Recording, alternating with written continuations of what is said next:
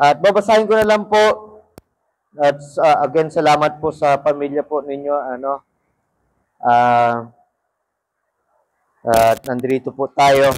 Ang sabi po dito, 2 Timothy chapter 4, verse 8. Henceforth, there is laid for me a crown of righteousness, which the Lord, the righteous judge, shall give me at the day, and not to me only, but unto them also that love his appearing. So dito po ulit, 2 Timothy chapter 4, verse 8 po iyan. At pag binuksan nyo po yan, 2 Timothy chapter 4, verse 8. At pag binasa nyo po kasi yung 2 Timothy chapter 4, verse 8, itong panahon po na ito, hinahabilinan niya na po si Timothy na mga pangangailangan. No? Sulat niya po ito kay Timothy. Kasi si Paul po ay malapit na po siyang i-death penalty ng mga panahon po na ito. 2 Timothy chapter 4, verse 8. So ito po random verses po, pero dito po nakikita kasi yung crown of righteousness o yung corona po ng pagiging matuwid. Ibig sabihin, corona po na walang kasalanan. Okay? Kasi lahat tayo makasalanan. Tandaan nyo po yan. For all have sinned and fall short of the glory of God. There's none righteous, no, not one. Sabi po dito, 2 Timothy chapter 4, verse 8. Okay. Teka lang po May kita nyo po dyan. Nalamig na rin po kasi ako Sabi ko sa inyo, may lasagdat po talaga ako kanina. Okay. May kita nyo po dyan. Pag binasa nyo 2 Timothy chapter 4 po, bago po in verse 1, sabi, charge thee therefore before God and Lord Jesus Christ, who shall judge the quick and the dead. Sabi ganon, quick po, ibig sabihin po yung mga buhayan. Okay? And the dead. Sabi ganon, hindi yung quick dito na mabilis. Okay? Sabi dito, preach the word, be instant in season, out of season, reprove, rebuke, exhort, and for time will come when they will not endure sound doctrine. So sabi dito ni Pablo, pag-preach natin, ibig sabihin, preach niya kay Timothy, i-preach mo lagi yung salita ng Panginoon. Ituro mo lagi. Yung preaching po, iba sa teaching Yung preaching po kasi talagang inahalin tulad din po sa ating buhay. Paano natin i-apply sa ating buhay. Hindi lang to basta-basta tinuturo. Okay? So tayo po, though si Timothy po kasi is pastor, kaya sinabi niya kay Timothy, i-preach mo yung salita ng Panginoon. At sinabi niya dito, sabi dito, instant, ibig sabihin lagi, in season. Ito man ay napapanahon, ito man ay hindi napapanahon. Exhort, sabi reprove. Reprove, ibig sabihin, i-check mo kung tama, no? Check mo kung tama yung ugali ng mga bawat isang tao sa salita po ng Panginoon. Ganun tayo Tama ba yung ugali mo sa isang tao? Okay? Ganun dito, with all long suffering and doctrine. Exhort din, rebuke. Ibig sabihin, rebuke, pagsabihan. Okay? Ganun din, exhort. Ibig sabihin, bigyan po ng encouragement. So, we encourage, sinabi ni Pablo kay Timothy, encourage. Okay? Timothy, pastor po siya. Pero ganun din po tayo, bawat isang Kristiyano, ganun din tayo. Pagsabihan natin yung bawat isa. I-check natin ba kung tama sa Biblia. Pag mali po sa Biblia, pagsabihan po natin yung ating kapwa ng maayos. Okay? Rebuke natin, exhort, ibig sabihin, encourage natin. Hindi to, bawal yan. Encourage natin na gawin yung tama. Okay? At ganoon din po, sabi dito, with all long suffering doctrine. Ibig sabihin, mahabang pasensya at hindi kagad pinaparusahan. Okay? Ulit, yung long suffering na patient po, yung mahabang pasensya na hindi pinaparusahan, and doctrine. Ibig sabihin, dapat nakasulat sa Biblia. Ayon sa salita ng Biblia. Sabi dito, dahil sa verse 3 po, for time will come when they will not endure. Sabi, darating yung oras na hindi po sila makakatiis yung mga tao. Okay? Sound doctrine. Hindi nila kakayanin yung tamang doktrina na nakasulat sa Biblia. Anong gagawin po nila? But after their own lust, sa kanilang mga kagustuhan po ng kanila naman, shall they heap to themselves teachers. Sila po yung maghahanap ng mga guro. Yung mga guro po na gusto lamang nila na marinig yung kanila, sabi, having itching ears.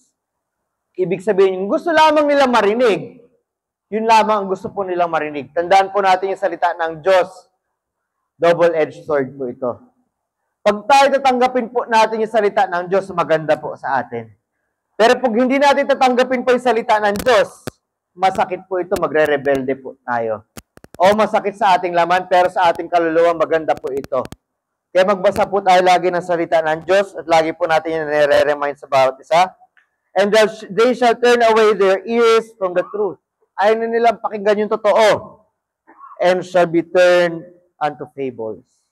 Diba sabi natin, napag-usapan natin last week yung ating dating trabaho. Sabi, turn into fables, ibig sabihin mga gawa-gawa na lang. Alamat na lang itong mga bagay. Isipin nyo, nagsisimula na po ito ngayon. Ginagawang alamat lahat po ng mga nakasulat sa Biblia. Bawat isa pong karakter doon, alamat na lang si Abraham, alamat na lang si Jesus Christ. Ganun na lang po ang gusto ng mga tao. Naintindihan? Huwag po natin gawin yun. Kung ano yung nakasulat sa Biblia, katotohanan po ito. Okay? Sabi, but watch thou in all things endure affliction. Sabi, tignan nyo lahat ng mga bagay. Kayo po ay magtiis sa mga paghihirap. Do the work of an evangelist. Okay? Sinabihan niya po sa Timothy, make full proof of thy ministry. Dapat siguradong-sigurado yung ating ministeryo. Hindi misteryo, ministeryo yung gawain natin sa Panginoon. Okay? So, pinaka-reminder po sa akin po ito, pero ganoon din po sa atin bawat isa. Sabi ganoon, do the work of an evangelist. Lahat tayo po tinatawag maging evangelist din po. Hindi naman evangelist na tayo mismo yung nagpipreach sa harap. Naintindihan? Kundi kinakalat po natin yung salita ng Diyos. Ito lang po, no, para in context. Sabi po dito, for I am now ready to be offered. Ibig sabihin, malapit na siyang patayin. And time of my departure is at hand. Malapit na po siya mamatay. Sinasabi, I have fought a good fight. I have finished my course. Ibig sabihin po doon, yung kanyang laban po ay hindi laban sa mga tao. Kundi yung laban niya po na spiritual. Okay?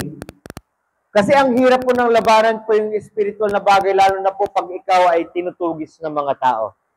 Pero sabi niya, maganda yung laban ko. Sabi ni Pablo, sa biyaya po ng Diyos yan. Ibig sabihin, siya po ay at most na sumusunod po sa salita po ng ating Panginoon. So, ganun din po tayo. At dito po dumating yung verse 8, henceforth there is laid for me a crown of righteousness. Ulit, hindi po ito dahil sa gawa po ni Pablo, meron siyang corona po yung corona yung sinasabi dito, yung parang laurel na ginto ng righteousness. Meron siyang corona po na pagiging walang kasalanan. At sabi niya po dito, righteousness, which the Lord, sabi dito, the righteous judge shall give me at that day. Ibibigay po ng Panginoon na talagang walang kasalanan, talagang patas na hukom, ibibigay sa kanya sa araw na yun. And not to me only, hindi lang sa kanya, but unto all them that love His appearing. Pero sa lahat sa kanila na mahal ang kanyang pagpapakita. Okay? Ang pagpapakita po ni Kristo dito ay inaabang-abangan lagi si Yesu Kristo. Gusto makita si Kristo. Either makita po siya pagkatapos ng kamatayan po ng ating katawan at makakasama natin siya habang buhay. Okay? Buhay na walang hanggan. Naintindihan? Okay? Naintindihan natin? Naintindihan po natin? Ibig sabihin din buhay na walang hanggan o inaabang-abangan natin yung pagkita natin kay Kristo sa rapture or yung second coming niya. Kasi tayo po ay makakasama niya sa rapture. So, inaabang-abangan po natin yan. So, yun po yung ibig sabihin ng verse na ito. Hindi ko po masyado kasi random verses po yung gagamitin natin. Now, the crown of righteousness po, ito po yung ginawa ng ating Panginoon para sa atin. Nagawa po ni Pablo lahat ng mga bagay na ito dahil po binigyan siya ng lakas ng Diyos. Okay? I can do all things through Christ which strengtheneth me. Okay? Ilang beses po natin yan na pag-usapan last week. Pero dito po, sabi nga, first point po is, ito pong crown of righteousness po ay nabigay kay Pablo dahil siya ay nabigyan po ng lakas ng ating Panginoong Jesucristo. So, first point po, produced as a sinless child. Okay? There was a sinless child po na na-produce at ito po si Jesucristo. Medyo parang pampasko po ito eh. Kasi pag binasa niyo po yung Luke chapter 1 verse 31, Luke chapter 1, verse 31. Pag tinignan niyo po sa inyong mga Bible, Luke chapter 1, verse 31. Okay? Luke chapter 1, verse 31. Kasi maraming verses to. At sabi, and behold, thou shalt conceive in thy womb. Sabi ganun ng anghel kay Maria. Sabi, gayon pa man, ikaw po, sabi gano'n, ay magkakaroon ng anak mula sa iyong, ikaw po ay mabubuntis. Sabi niya po kay Maria, and bring forth a son, ikaw po ay magkakaroon po ng anak. And thou shalt call his name, Jesus. At tatawagin ang kanyang pangalang, Jesus. Point number 1, produce a sinless child. Bakit sinless po? Okay, ito pa. Luke chapter 1 verse 35, and the angel answered unto her, the Holy Ghost shall come upon thee. Darating yung banal na Espiritu sa iyo, Maria, sabi ganon. And the power of the highest shall overshadow thee. Sabi ganon, yung kapangyarihan ng pinakamataas. Ito po ang Diyos ay talagang, siya po ay masasakop. Okay? Lahat naman tayo ng overshadow. Ibig sabihin ng overshadow, tayo po ay talagang natatakpan. Tayo po ay natatabunan po ng sobrang kapangyarihan po ng ating Diyos. At ganun din po sabi, therefore, that holy thing which shall be born of thee shall be called the Son of God. Ulit yung banal na Espiritu po yung naglagay ng sa tiyan ni Maria, si Yeso Cristo. Okay? Hindi po basta-basta lamang si Maria po ay nagkaroon lamang ng ganon. Hindi siya normal na pagbubuntis na kailangan po ng lalaki at babae na magsiping na banal bilang mag-asawa. Okay? Nagkaroon po siya ng anak dito dahil nilagay po ng banal na Espiritu sa kanyang sinapupunan. Okay? So nilagay siya doon, embryo na po siya. At nabuntis po si Maria. So, ibig sabihin po doon, hindi po siya galing sa ninuno ni Adan tsaka ni Eva. Kundi nilagay na kaagad doon sa sinapupunan ni Maria. Kasi bakit? Kasi dapat wala po siyang bahid ng kasalanan dahil yung ating ninuno po na si Adan at si Eva po ay makasalanan. Ganun po yun. Naintindihan po? Amen? So dito po, first point, there was produced a sinless child. Hindi po niya namana yung kasalanan po ng ating kinanunuan. Naintindihan? Ganun po yung buhay po ni Yeso Cristo. At point number 2 po, sabi, preserve to never sin. Pero po doon na si Jesus po ay pinanganak po na walang minanang kasalanan mula kay Adan at kay Eva. Tayo po ay meron tayo minanang kasalanan eh. Mamaya madidiscuss po natin yan, okay? Sabi po dito, preserve to never sin. So Hebrews chapter 4, verse 15 po, Hebrews chapter 4, verse 15, Hebrews chapter 4, verse 15. Again, next time po, dalhin niyo po yung mga Bible kahit saan po tayo mag-worship ha. Hindi po tinatago yung Bible sa ilalim po ng pulpito ng church. Bible niyo po yan. Hebrews chapter 4, verse 15, ang sabi po dito, pag nabuksan niyo po yan, ang sabi, for we have not an high priest. Wala po tayong mataas na pare o pinakamataas na pare which cannot be touched with the feelings of our infirmities. Ibig sabihin, wala po tayong mataas na pare na hindi nakakaramdam kung ano yung pakiramdam po ng ating mga kahirapan. Infirmities po kasi dito, ibig sabihin mga sakit. Infirmities po, ibig sabihin paghihirap po natin. So alam po ng pinaka-high priest po natin yung ating paghihirap sa kasalanan at sa kalungkutan. Okay, sinabi rin po dito, Hebrews chapter 4 verse 15, sabi po dito, point number 2 po ito, preserve to never sin. At ito po yung pinaka-point po natin dito. But was in all points tempted like as we are, yet without sin. Sa lahat po ng punto, anggulo po si Kristo. Alam niyo, naririnig niyo po ito lagi. Hebrews chapter 4 verse 15. Siya po ay, alin? Siya po ay lagi pong tinutukso. Tinutukso siya para po magkasala. Pero kahit kailan po ay hindi siya nagkasala. So nakasulat po sa Biblia na kahit kailan po hindi nagkasala si Jesus.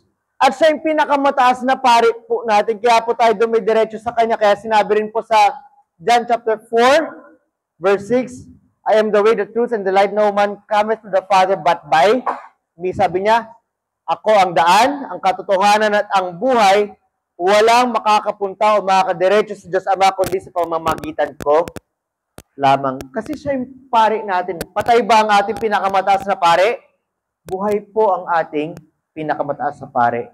Okay? Medyo ibig sabihin kasi ng verse na ito, pera lang sa hindi siya nagkasala, ay pwede tayong dumiretso po doon sa pare. Kasi yung pinakapare po, siya po ang nagbibigay po ng mensahe para doon sa pinaka-Diyos Ama. Uli siya yung Diyos Ama, anak, isa po sila ng Diyos Ama. Kaya po tayo darasal kagad in Jesus' name. Amen. Hindi in the name of the Father, Son, and the Holy Spirit, kundi in Jesus' name.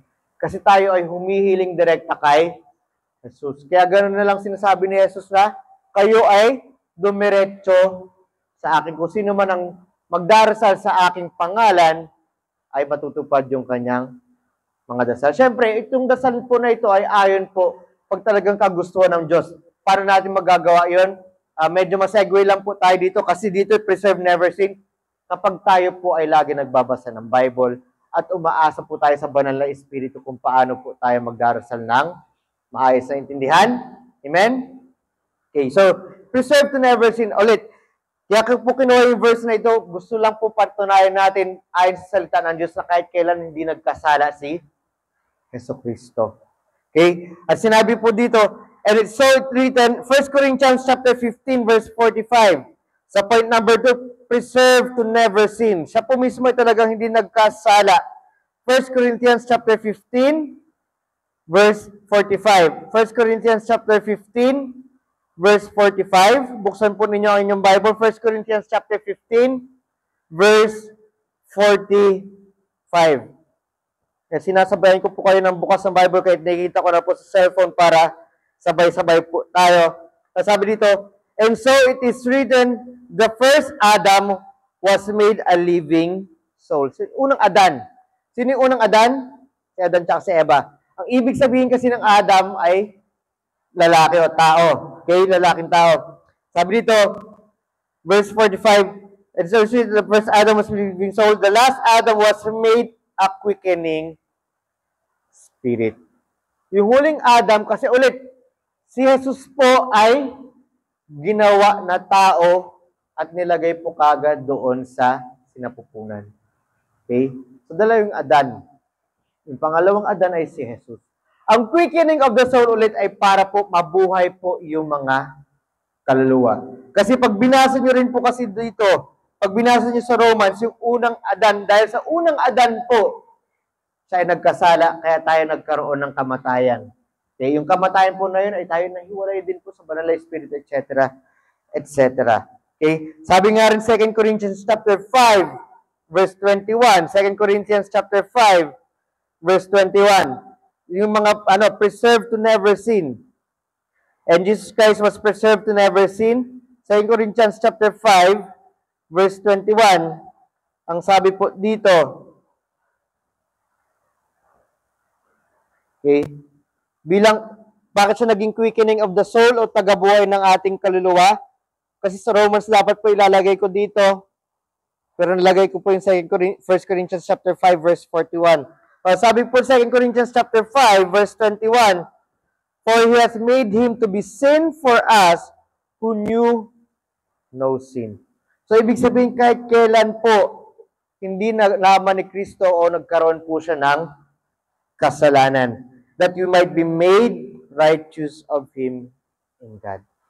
So, dalawang verse po na nagsasabi kahit kailan po ay hindi nagkaroon ng kasalanan si Jesus. Supporting lang po ito ng 1 Corinthians chapter 5, verse 15, verse 45 para sa next verse. Ano po yan? And 1 Peter chapter 2, verse 22 o 2 who did no sin, neither was guile found in his mouth. Sinasabi po dito sa 1 Peter chapter 2, verse 22, kahit kailan po ay hindi nagkasala si Jesucristo.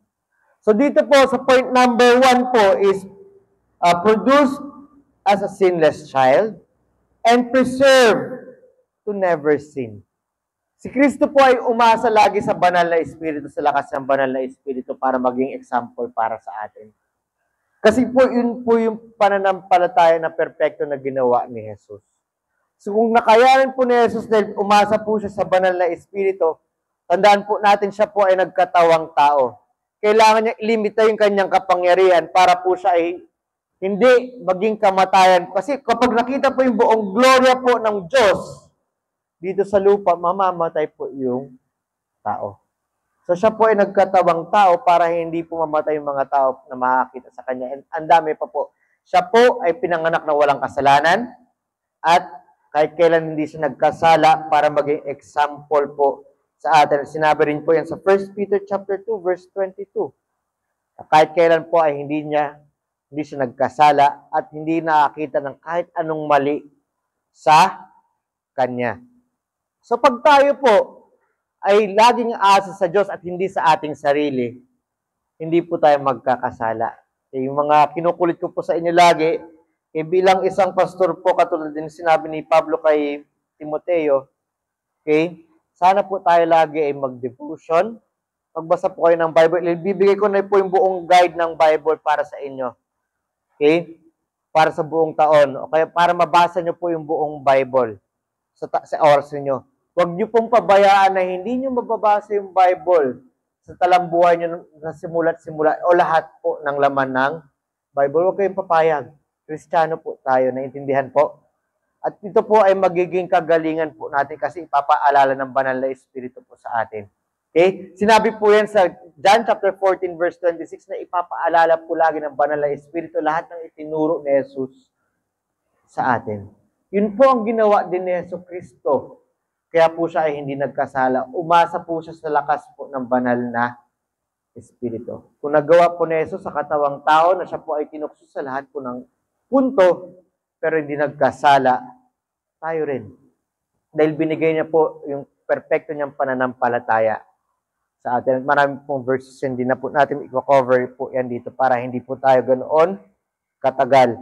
Amen? So, nasa 22 minutes na po tayo. Medyo mapapaaga siguro. Tapos 30 minutes matatapos na po tayo. So, first point po, produced as a sinless child. Point number 2, preserved to never sin. Sino nag-preserve sa kanya to be never sin? Siya, banal na Espiritu at yung Diyos Ama. Kasi yung anak, ay laging sila po ay iisa. Okay? So, siya po bilang isang nagkatawang tao, siya po tunay na Diyos at nagkatawang tao siya. At kasama niya po yung katawang tao niya po doon sa langit. Pero glorified body na po yun. Siya po nakayanan niya po yun dahil umasa lagi sa kanila. Okay? And the last point po, presented a pure covering. Ibig sabihin pure covering, si Kristo po mismo, siya po ang naging takip po sa atin. Okay? Pag tinignan niyo Romans 6:23, sabi sa Romans 6:23, for the wages of sin is death. Diba? Ang kabayaran ng kasalanan ay kamatayan. At alam po natin yung kamatayan pag tinignan natin Revelation chapter 20 and 21, chapter 20 and chapter 21, itong kamatayan na ito, itong ikalawang kamatayan ay pupunta saan? Sa impyerno. Pero, but the gift of God is eternal life, o regalo ng Diyos ay buhay na walang hanggan sa pamamagitan ni Kristo Jesus na ating Panginoon. Paano niyo niregalo ito?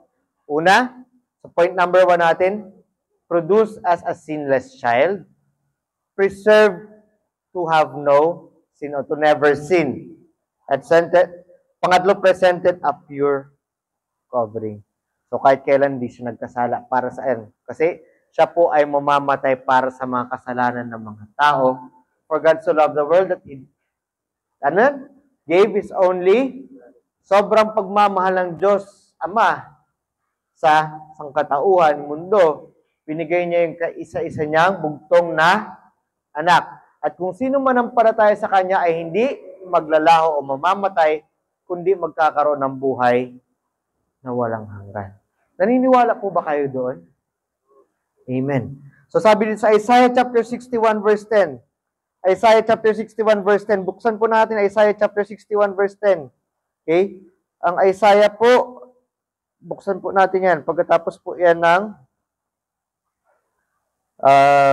Ecclesiastes, kung di, ay, ng ano po pala, Song of Solomon, tama po ba? Sa Isaiah po. Okay. Isaiah chapter 61 verse 10. Okay. Ang sabi po dito sa Isaiah chapter 61 verse 10, in context po ito I will greatly rejoice. Sa Tagalog, ako ay sobra-sobra magsasaya, sabi ni Isaiah, in the Lord.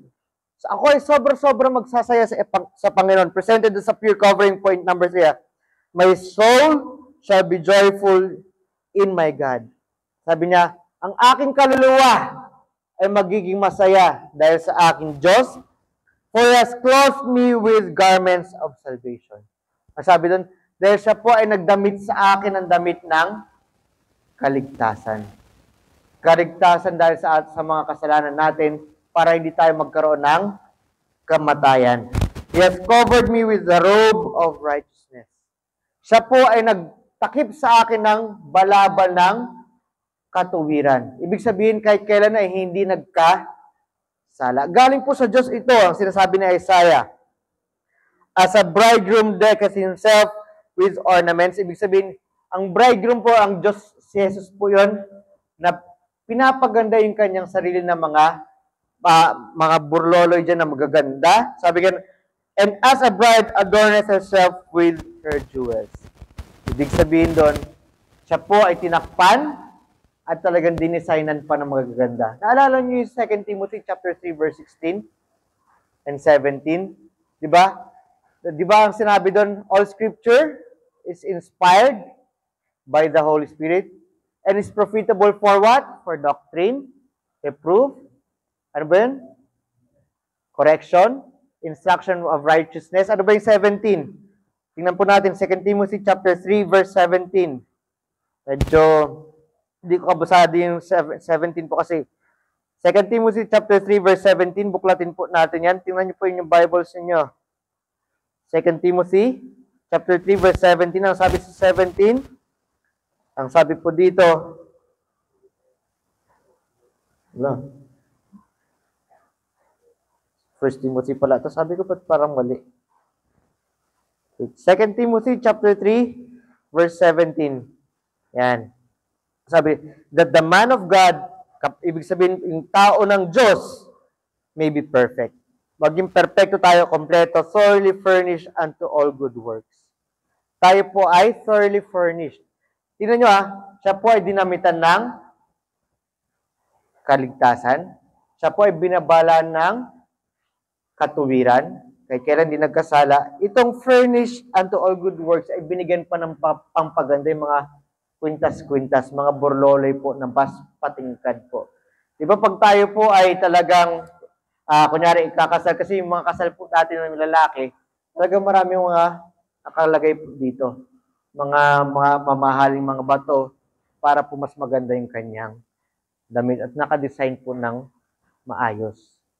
So, ganun po tayo. Hindi lang tayo kumpleto, hindi tayo perfecto, kundi dinesignan pa tayo ng mas maganda. Fully furnished po tayo. So yun po, ibig sabihin yung takip po na ito ay takip po galing sa Panginoon. Bakit? Kasi siya ay namatay para sa kasalanan natin.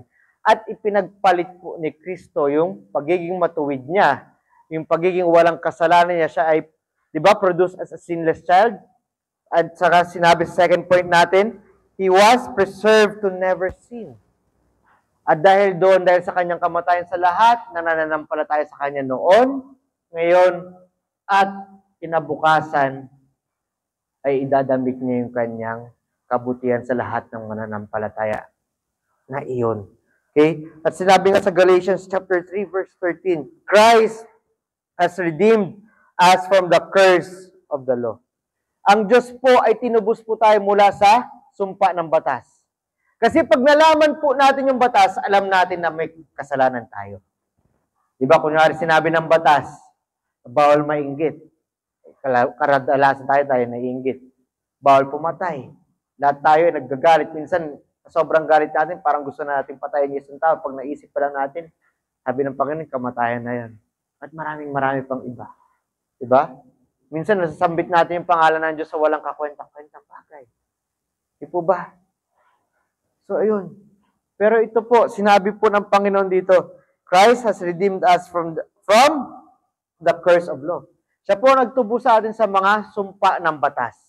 Eh, hindi po mali yung batas, tama po yung batas. Kaya po natin alam ko yung tama at mali. Amen? Pero dati po kasi, para po tayo magkaroon ng katuwiran, ang ibang tao ay hindi alam yung tunay na pananampalataya. Okay? Yung dati yung provision po ay, sila po ay nag-offer. Pero ganun din po, ibig sabihin ba sila nag-offer kasi may pananampalataya dapat sila sa Panginoon. Pero po, namali po ng ibig sabihin, akala nila pag sila ay nag-offer, sarili nilang gawa yun. Wala na silang pagmamahal sa Diyos. Ganun din po tayo. Alam po, dapat po tandaan natin bakit tayo gumagawa ng tama kasi mahal po natin yung Diyos at may pananampalataya po tayo sa Diyos. Okay? At sinabi rin po dito sa Galatians chapter 3 verse 13, being made a curse for us. Si Jesus po ang naging sumpa para sa atin, for it is written, curse is everyone that hangeth on the tree. Sabi, siya po ang naging sumpa para sa atin. Pinagpalit niya po yung kanyang kabutihan at siya po ang namatay para sa kasalanan ng bawat mananampalataya. Bago man siya mamatay, bago po siya dumating bilang tao, habang siya po ay dito bilang tao at sa mga magiging mananampalataya pa sa future.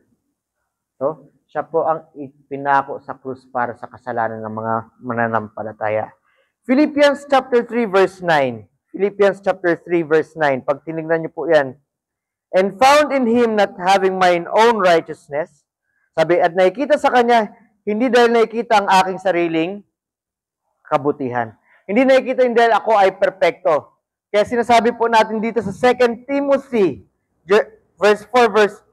chapter 4, verse 8. Alam ni Pablo, kaya siya magkakaroon ng crown of righteousness dahil alam niya po na hindi po galing sa kanya yung katuwiran po na ito sa pagiging walang kasalanan, which is of the law. Okay? Hindi po dahil sa batas, but that which is through the faith of Christ. Dahil sa pananampalataya po natin kay Kristo. Nananampalataya ba kayo talaga kay Kristo? Amen? The righteousness which is of God by faith. Dahil siya po ay nanampalataya kay Kristo, sabi niya, kaya nga sinabi dito sa pinaka-verse natin, previous verse, I have fought a good fight. Tayo po ba lumalaban sa pang-araw-araw na laban natin spiritual? Nakikipaglaban ba tayo sa kasalanan? Nakikipaglaban ba tayo sa tukso ng demonyo? Nakikipaglaban ba tayo sa kamunduhan na ini-impluwensya ng ibang tao? At yung pinakakalaban po natin, sarili po natin. At sa ating sariling laman, yung makasalanan dyan, yung ating puso. Naintindihan? So tayo ay umaasa sa Diyos at hindi sa ating sarili. Pag kayo po, kasi ito lahat ng nananampalataya has the crown of righteousness. So automatic tayo kapag ikaw ay mananampalataya. Kasi iniisip-isip mo, inaabang-abangan mo si Kristo Jesus. Tandaan niyo po yan, inaabangan niyo ba si Kristo Jesus? Amen. Tayo excited. Kasi tandaan niyo po yung isang, ito hindi ko makalimutan talaga itong devotion na ito eh. Sa Matthew chapter 6, di ba? Or 7, 8 po pala yun. Sila po ay takot na takot doon sa bagyo. Pero sabi mo, ba't kayo natatakot? Di ba? Dapat di kayo matakot na mawawala na kasi kayo, nandito ako eh. Dapat alam nyo kung saan na kayo pupunta. Tingnan nyo si Pablo. Made-death penalty na po siya. Pero ano ugali niya po dito? Excited. Excited siya na makita in Diyos. Hindi ibig sabihin dito na tayo magpapakamatay. Never po yun. Ayaw po ng Diyos yun. Amen? Kundi pabayaan po natin yung Diyos kung anong oras po tayo. Okay? Kasi haba yung buhay natin sa mga bagay-bagay na sinabi rin ng Diyos. Sumunod sa magulang, maging magalang sa mga magulang, kahit masasama yung magulang natin, tayo magbibigay galang pa rin sa kanila. Amen? At maraming pa po sa Bible paano humaba yung buhay natin bilang mortal. Pero gayon pa man, syempre, pag kailangan na tayo ng Diyos sa ating mga Kristiyano, syempre naantay natin yung rapture o yung oras na kukunin na po tayo ng Diyos dito sa lupa. Kasi excited tayo na makita po natin ng Diyos. And after the rapture, mga mananampalataya, during the tribulation time, inaabang-abangan naman yung second coming ni Jesus. Tayo rin, inaabangan natin yung second coming of Christ kasi tayo na rin dito yung mamamahala dito sa mundo. At inaabang-abangan din natin na baguhin na po yung mundo. At sabi nga sa dasal na, "Thy kingdom come," sana yung kaharian ay mapa sa amin. Mapa dito na sa mundo. So ito po, pag tayo mananampalataya, ibig sabihin tayo excited na makita na rin ang ating Panginoon. So nakikita nyo po dito, si Pablo ay masunurin sa Diyos. Alam niya, mahirap. Pag binasa niyo yung Romans chapter 7, hirap din siya sa mga kasalanan kasi minsan siya rin po ay nagkakasala mismo at aminado siya doon. Pero yung ugali niya po talagang iniiwas-iwasan niya yung kasalanan. Inaalala niya lagi salita ng Diyos. Kasi mahal niya yung Diyos. Sino dito nagmamahal sa Diyos? Lahat tayo. Amen. So we will have the crown of righteousness. So let's pray. Panginoon naming Ama, marami pong salamat na binigyan niyo po ako ng pagkakataon na magamit para bilang inyong tagapagsalita. Naway po Panginoon ulit, kayo po mapansin pagkat lahat po na mabubuti at mga gandang salita at tamang salita na galing po, lumabas po sa aking bibig ay galing po sa inyo. Kayo po ang mapansin, hindi po ako. And Lord, kung meron po ako nasambit na mali, i-rebuke na po ako, gamitin niyo po yung mga kasamahan ko po. Dito ako sino makakarinig ng mensahe na ito. And Lord, sa hindi pa po nakakilala sa inyo bilang Panginoon, naway tanggapin kayo bilang Panginoon, ibig sabihin excited sila. Talagang inaasam-asam nila na maging alipin din sila ninyo katulad po ng aming ginawa mula sa aming puso. At sabi nyo nga po kung sino po talagang tatawag sa inyo bilang Panginoon dahil sila po ay tumatanggap na sila ay alipin ninyo. Sila po ay tunay na magkakaroon ng buhay na walang hanggan. Thank you po, Lord. Naway maalala po namin itong crown of righteousness na ibibigay niyo po at may pamahagi po namin. We pray all this, Lord, in Jesus' name. Amen. May kanta ka ba ito? Ikaw na lang kumanta.